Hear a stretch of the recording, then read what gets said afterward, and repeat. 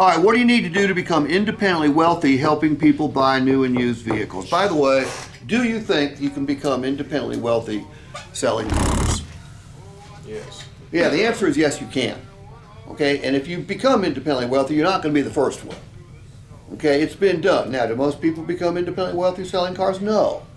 Most people don't do it right. Most people do it the way it's always been done, which means the average car salesman in 1979 sold 8 cars a month. About the same today?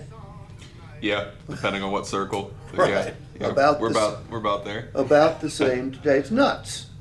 Okay, but that's the dealership giving you 8 sales a month. Okay. All right, avoid the 30-day world syndrome. What is the 30-day world syndrome?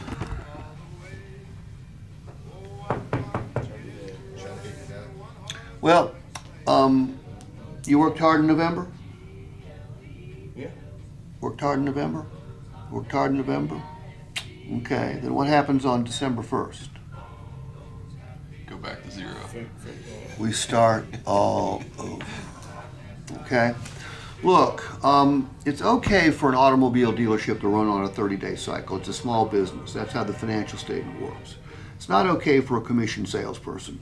Can those sales in November pay dividends or create revenue for you down the road? Yeah, they can if they don't forget who you are and you don't forget who they are. The business you did in October, September, August, July, June, April, May, March, February. Look, I can do the months backwards, can't I? How about that? I went to college.